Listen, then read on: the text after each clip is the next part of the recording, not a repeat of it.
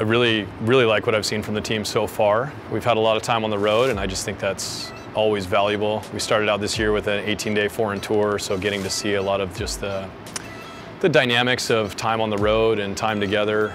You know, we're a strong team, but I don't think we out-talent or you know, really outplay anybody in any particular facet of the game. So one of the few things we have going for us at a really high level is that we could be very aware of kind of who we are and how we operate within the context of teams. You know, I think it's really important we draw a distinction between depth and experience. You know, we have a lot of inexperienced players that are new, but we actually do have some depth on our roster, and I think that's really important for people to keep in mind as we bring this really seasoned starting lineup back. We've already had guys come in and have impact right away. Alexandre Sakanda plays the game very differently than anyone we've had in the gym for a long time. You know, Johnny Bowles comes in as, you know, one of the top players coming out of high school and has already had positive impact in some big moments in some matches. Brian Garcia comes in and changes the game in terms of physicality and ability. Dante, as our starting setter, has brought what he's always brought, you know, and he would be creative with his routes and the way he ran the offense. He's very systematic, and so he brings that at a very high level. Looking at our left side attackers like, you know, Aaron Kuby and Joel Schneidmiller, they just bring such different styles to the game. You know, Joel goes up and is a very physical, very steady force for us who's just taken over. You know, he's someone that I think over the years you look at and he's just kind of that prototypical H1 hitter where he's, you know, going to go out there, he's going to score with some heat, he's going to put up a big block, he's going to serve tough. But his defense has improved, his passing has improved, and he's becoming just a really well-rounded volleyball player. And then contrasted with Aaron Kuby, who's been playing the game since he was 5 years old. He just has every shot in the book.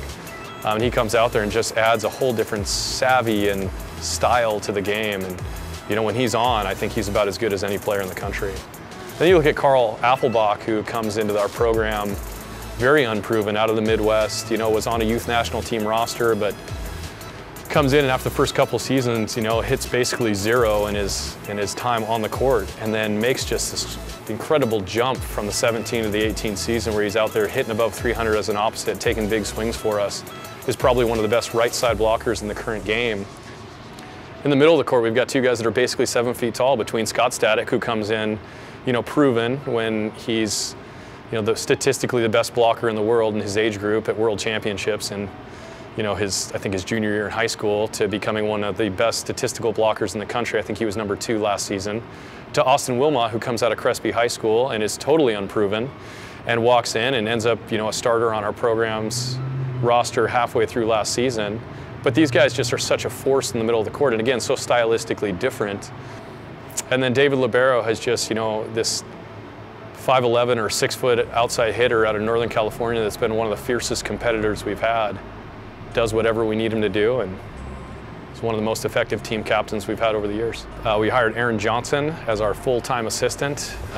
So, you know, the way the staff is set up at UC Irvine, it's really 2 full-time staff that are around, myself and whoever the full-time assistant is at the time. Aaron was a volleyball player and student athlete at University of Illinois. And so in fact, we've worked together before. The year that I was there as an assistant coach, she was a starting middle blocker on that team. We went to the national championships together. What she brings to the table is, you know, championship experience. Obviously, she knows me well. We've worked together. She's very defensive minded. I think we went into last season at the beginning of the year, and I almost felt like I was trying to convince the team that we would be good.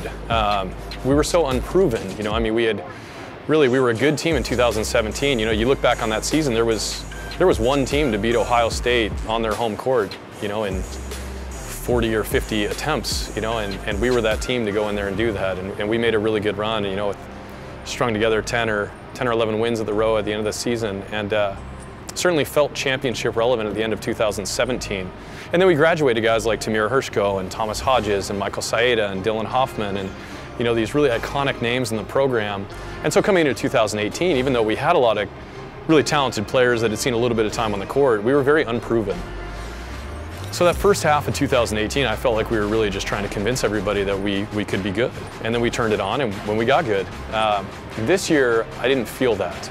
This year, I felt like we all understood that we could be good and maybe could be great. And so the biggest difference between 18 and 19 is I think this year we come in with confidence. The only danger with confidence is complacency. So far, I haven't seen this team be complacent, but I have seen them confident, and that's really exciting.